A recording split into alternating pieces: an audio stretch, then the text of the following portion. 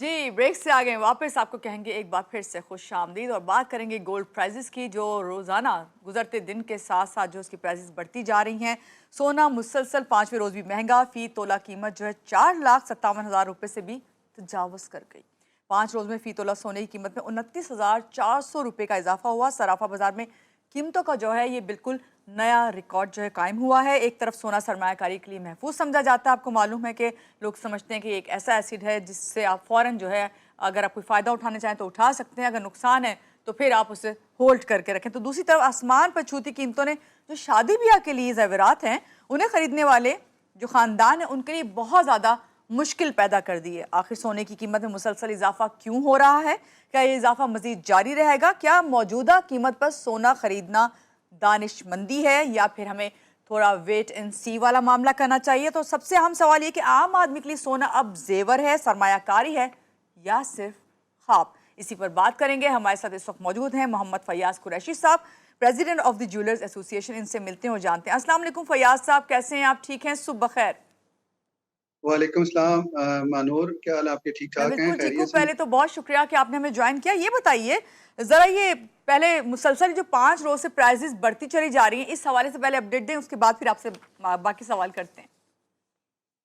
जी मानूर, आपको शायद याद होगा कि पिछले दिनों में भी हमने ये बात की कि गोल्ड प्राइस का जो डाउनफॉल आया था या जो गोल्ड प्राइस में डिप आया था, जी इसके बाद हमने सिचुएशंस के तहत मुख्तलिफ औकात में लोग अपने व्यूअर्स को भी आपके तवज्जो से हमने बताया भी कि गोल्ड प्राइस के दोबारा चांसेस हैं, क्योंकि कई दफ़ा ये बात हमने की है कि जिस चीज़ को गोल्ड एक दफ़ा टच कर दे रेट, तो दोबारा उस चीज़ की तरफ, दोबारा उस प्राइस की तरफ जाता है। अभी आपने कहा कि नया रिकॉर्ड, मैं समझता हूँ कि अभी नया रिकॉर्ड नहीं, ऑलरेडी ये प्राइसेस 5,75,000 तक जाके फिर वापस रिवर्स हुई थी और फिर दोबारा वो अपनी प्राइसेस की तरफ दोबारा जाने की तरफ जा रहा है। अच्छा, इसकी बुनियादी वजह ये है कि आपने देखा कि अभी दोबारा फिर ईरान और अमेरिका यूएस के दरमियान में जो एक मुफाहमती जो मामलात हुए, जी जिसके अंदर अमान और ईरान के दरमियान में भी जो बनाए हुरमस के ऊपर की एक एग्रीमेंट्स या इनके आपस में डायलॉग हुए, जिसके बाद एक मार्केट के अंदर ये एक सिचुएशन ये पाई गई कि जी अब हालात और वाकयात को थोड़े से बेहतर हो जाएंगे। आपने देखा होगा कि पिछले दिनों में प्राइस, ऑयल प्राइस को ड्रॉप भी की, और उसके ऑयल प्राइस ड्रॉप करने के साथ साथ जो लोगों की जो दोबारा इन्वेस्टमेंट वो गोल्ड की तरफ चली गई। जो मार्केट 4,040 या $3,980 पर आउंस पे चल रही थी, वो जी 4,000 आज $4,413 के ऊपर मार्केट इस टाइम पे फ्लक्चुएट कर रही है। और इसके साथ साथ जो अभी रिसेंटली आपने ये देखा है कि जी पाकिस्तान, सऊदीया, टर्किया का जो एक एग्रीमेंट साइन हुआ है, इसको भी मार्केट, इंटरनेशनल मार्केट के अंदर एक अच्छे उसको, इनका जो लाइन है उसको देखा जा रहा है मार्केट के अंदर, और एक एक ट्रस्ट बिल्ड मार्केट के अंदर हो रहा है। इसके साथ साथ अभी रिसेंटली लेकिन एक सिचुएशन कल देखने में और भी आई कि वो जो यमन ने सऊदीया पे अटेम्प्ट किया, अटैक किया, वो भी मार्केट के ऊपर इफेक्ट कर सकता है अगर खुदा न खास्ता कोई ऐसी चीज आ जाती है, क्योंकि ये तीनों जो कंट्रीज का ममालिक का एक आपस में एक एमओयू साइन हुआ, एग्रीमेंट साइन हुआ, वो भी हरम में बैठ के, मक्का में बैठ के। तो अब जी देखना ये है कि क्या इससे मार्केट के ऊपर इफेक्ट आता है, और इसके साथ-साथ कोई भी ऐसा जो स्टेटमेंट जो डोनाल्ड ट्रम्प साहब की, आपको कई दफ़ा ये बात की, वो क्योंकि एक ट्विस्टर है और कोई ट्वीट ऐसा वो देते हैं ईरान के हवाले से हो या किसी इंटरनेशनल के हवाले से हो, तो वो भी एकदम इफ़ेक्ट करता है राइट, और मार्केट को बिल्कुल ऐसे ही है।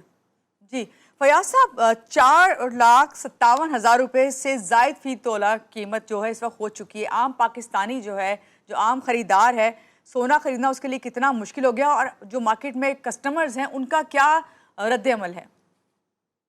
देखें मानूर, सबसे पहले तो बात यह है कि हमने कई दफ़ा एक बात कही है कि 2 चीज़ें हैं। एक, वो जो कस्टमर जिन्होंने गोल्ड को खरीदना है अपनी ज्वेलरी के हवाले से, जिस तरह अभी आपने कहा शादी-ब्याह के हवाले से, उनको तो हमने हमेशा एक ही सजेशन दी है कि उस वो इस चीज़ को कंसीडर ना करें कि गोल्ड प्राइस ऊपर चली गई है हम्म। और इसके तहत हम अब रुक जाएँ, ठीक है? क्योंकि उन्होंने परचेज़िंग करनी है लॉन्ग टर्म के लिए। उन्होंने कोई परचेज़िंग इन्वेस्टमेंट के पॉइंट ऑफ व्यू से नहीं करनी। उन्होंने अपनी एक ज़रूरियात को पूरा करने के लिए करनी है। जी तो गोल्ड प्राइस ने ऑलरेडी 5,75,000 को भी टच किया हुआ है, 5,75,000 को भी। तो उसको भी मद्देनज़र रखना चाहिए। इसके साथ-साथ दूसरी तरफ आ जाते हैं सेकंड स्पेस के अंदर जो ट्रेडिंग या जो एज़ इन्वेस्टर्स हैं। हम्म। अब क्योंकि मार्केट ने उनको एक मौका दिया 4,57,000 के ऊपर जाने के ऊपर कि जिन्होंने बाइंग इस स्टेज पे की हुई थी कि वो लिक्विडेट करें और अपने सेफ मूव की तरफ निकल जाएँ अगर वो निकलना चाहें। जी। और अगर वो ना निकलना चाहें, इसको लॉन्ग टर्म में रखना चाहें तो लॉन्ग टर्म में भी रखें। अब इसमें क्योंकि अभी रिसेंटली मार्केट के अंदर देखा गया कि ऑयल प्राइस नीचे जाने के बाद फिर मार्केट ने ऊपर इसको लिया गेन किया और आज 87-82 डॉलर पर बैरल पे चल रही है। अभी रिसेंटली देखने में ये आया कि बीबीसी के जो स्टॉक्स को भी बड़ा इन्वेस्टमेंट्स उसमें भी गई, उसमें भी परचेजिंग शुरू हुई। तो ये जो मार्केट इंटरनेशनल मार्केट का जी। इम्पैक्ट, क्योंकि मैं अक्सर एक बात कहता हूँ कि जो हम हमारे कंट्री के अंदर या जितने भी एशियन कंट्री या तमाम वर्ल्ड के अंदर ये जो हम फ्यूचर की बेसिकली जो फॉरेक्स है ये फ्यूचर की ट्रेडिंग है। और फ्यूचर की ट्रेडिंग के ऊपर वीकली बेस के ऊपर या मंथली बेसिस के ऊपर जो रेट वहां पे कट होते हैं उसको इम्प्लीमेंट हो जाता है डेली की ट्रेडिंग के ऊपर। तो हमें लोगों को पहले तो जो मार्केट के अंदर ट्रेडिंग करते हैं उनको जी। मार्केट को समझने की जरूरत है, इंटरनेशनल मार्केट को समझने की जरूरत है, फिर उसके साथ उसके अंदर इन्वेस्टमेंट करने की जरूरत है। जी, फयाज़ साहब, अभी आपने खुद भी ज़िक्र किया कि जिस तरह पहले भी प्राइसेज़ बढ़ी थी और ये पहली बार नहीं है, लेकिन अभी हम जो सूरत-ए-हाल देख रहे हैं एक आम आदमी के लिए, वो यही सोच रहा है क्या अब जो प्राइसेज़ हैं यहाँ आके रुक जाएँगी आने वाले दिनों में या मज़ीद 5 लाख से जिस तरह पहले भी ऊपर गई थी, मज़ीद बढ़ेंगी कीमतें और 5 लाख से ऊपर इसी तरह प्राइस जाएगी? क्या कहेंगे इस हवाले से आप?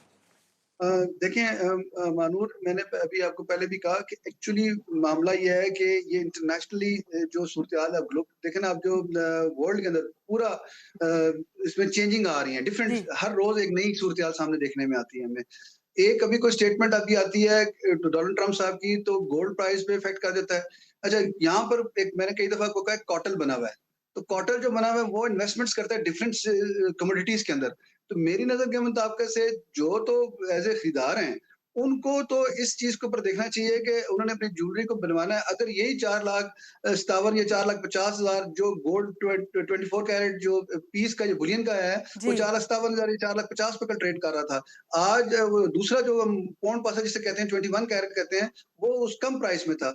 तो उनको तो परचेजिंग करनी है अपने लिए ज़रूरियात ज़िंदगी के लिए, ठीक है? तो वो तो उसके अंदर मेरे नज़र के मुताबिक से उनको डिले नहीं करना चाहिए। अगर ठीक है। किसी भी स्टेज पे वो कम भी होता है, जी। प्राइस कम भी आती है, तो वो उनको फिर दोबारा प्राइस ने ऊपर जाना है।